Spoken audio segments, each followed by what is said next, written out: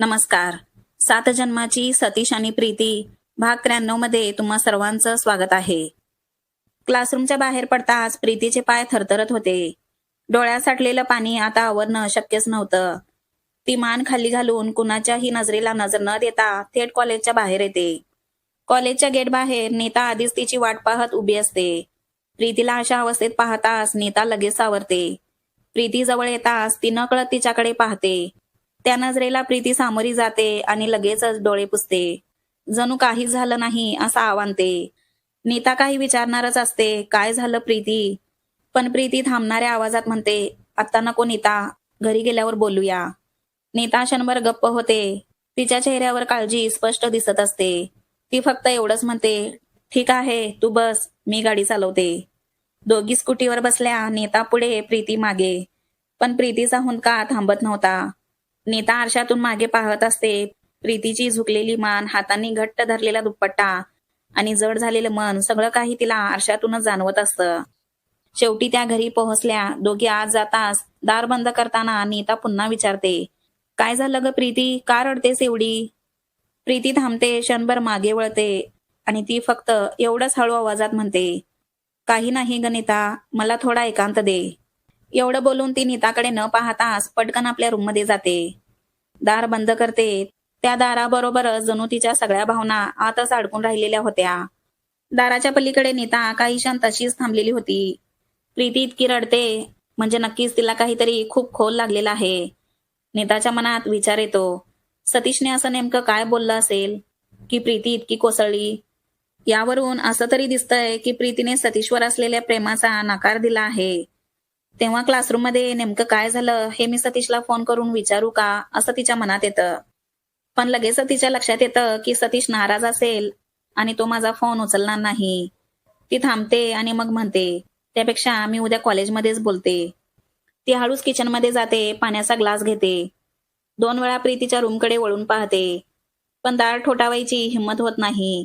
ती मनातच म्हणते, दार ठोठावलं तर कदाचित प्रीती स्वतःला सावरू शकणार नाही. प्रीती थेट बेडवर येते. शूजही काढत नाही. ती तशीच आडवी पडते.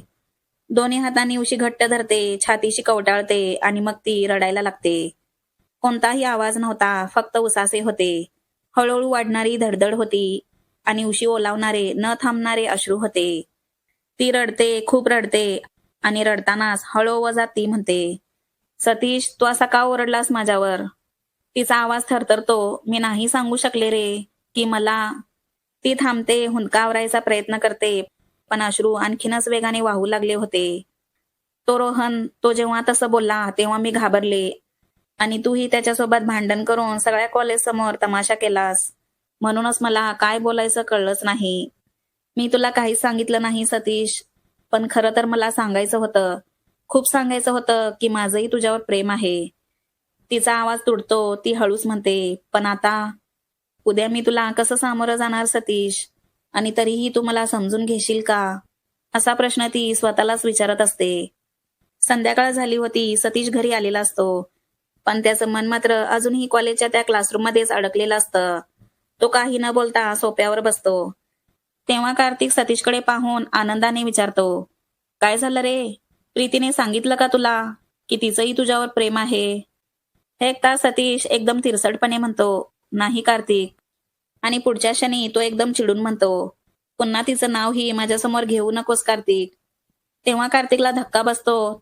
तो पटकन सोप्यावरून उभा राहतो आणि सतीश जवळ येतो. काय बोलतोस रे? असं का बोलतोस? काय झालं नेमकं? सतीचा आवाज थरथरत असतो, पण तो कठोर आवाजात म्हणतो, तिचं माझ्यावर प्रेम नाही कार्तिक. तिने स्वतः माझ्या डोळ्यात डोळे घालून हे सांगितलं. कार्तिक लगेच म्हणतो, हे शक्य नाही सतीश. सकाळपासून ती किती आनंदात होती. तुझ्याकडे पाहताना तिच्या डोळ्यात काय होतं ते मी पाहिलंय. सतीश, तुझा काहीतरी गैरसमज झाला असणार. तेव्हा सतीश कटू हसत म्हणतो, गैरसमज आणि माझा? तिने मला स्पष्ट शब्दात सांगितलंय कार्तिक की तिच्या मनात माझ्यासाठी काहीच नाही.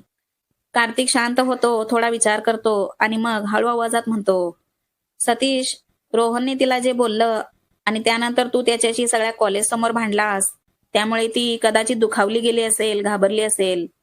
तो सतीच्या खांद्यावर हात ठेवत पुढे म्हणतो, सतीश, कधी कधी माणूस दुखावला की जे खरं असतं तेही नाकारतो. पण प्रीतीचं तुझ्यावर प्रेम आहे याची मला खात्री आहे सतीश. आणि म्हणूनच तू आता कोणताही निर्णय घेऊ नकोस. जरा निवांतपणे पुन्हा एकदा तिच्याशी बोल. तेव्हा सतीश काहीच बोलत नाही. तो तसाच शांत उभा राहतो. त्याचे डोळे एका जागी स्थिर होते आणि तो मनात विचार करत असतो. कार्तिक म्हणतो, तसं ती खरंच घाबरली असेल का? रोहनशी झालेलं भांडण, माझा राग आणि म्हणूनच ती तसं बोलली असेल का? सतीश हळूच एक दीर्घ श्वास घेतो. पहिल्यांदाच त्याच्या रागात थोडी शंका मिसळते. तेव्हा तो स्वतःशीच म्हणतो, हो, असंही असू शकतं. क्षणभर तो शांत उभा राहतो. मग काहीतरी ठरवल्यासारखा तो हळूहळू टेरेसकडे जातो. थंड हवा वाहत असते, पण त्याच्या मनात मात्र वादळ असतं. तो प्रीतीला फोन करतो, पण प्रीती त्याचा फोन उचलत नसते. तो पुन्हा फोन करतो, पण तरीही प्रीती फोन उचलत नाही. तेव्हा सतीचा राग वाढतो. तो फोन हातात घट्ट पकडतो आणि अचानक रागाच्या भरात फोन जमिनीवर फेकतो. बस झालं, तो स्वतःशीच ओरडतो. मी आता तिच्यापासून दूरच राहणार. तिला माझी काहीच किंमत नसेल, तर मला तिच्या आयुष्यात जबरदस्तीने राहायचं नाही. तो टेरेसवर एकटाच उभा राहतो. खाली अंधार, वर शांत आकाश आणि मध्ये गैरसमजांनी भरलेलं 2 जीवांचं प्रेम असतं. दुसऱ्या दिवशी सगळे कॉलेजला आले होते. कॉलेजमध्ये नेहमीसारखाच गोंगाट, हशा, गप्पा सुरू असते. पण प्रीतीसाठी मात्र सगळंच वेगळं वाटत असतं. ती क्लासरूममध्ये येते, तेव्हा तिचे डोळे नकळत सतीशला शोधत होते.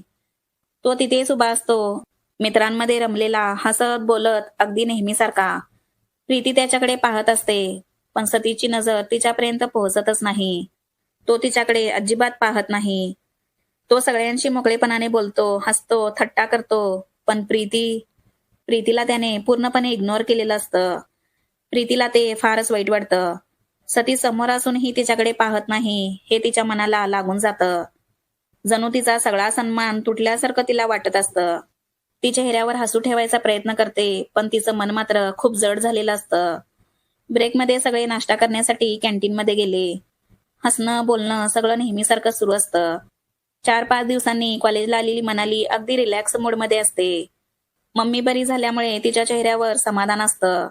नाश्ता करताना ती अचानक मोबाईल उघडते आणि उत्साहात म्हणते, अगं प्रीती, तुझा आणि सतीचा हा फोटो मी माझ्या मम्मीला दाखवला होता. तेव्हा मम्मी म्हणत होती, तुमची जोडी खूप छान दिसते आणि तुम्ही दोघे खरंच नवरा बायको आहात असं वाटतंय. सतीश, प्रीती, तुमची जोडी खरंच खूप गोड वाटते. मनाली असं बोलताच नाश्त्याच्या टेबलवर एकदम शांतता पसरते. एका क्षणातच हसणं, बोलणं सगळं काही थांबतं.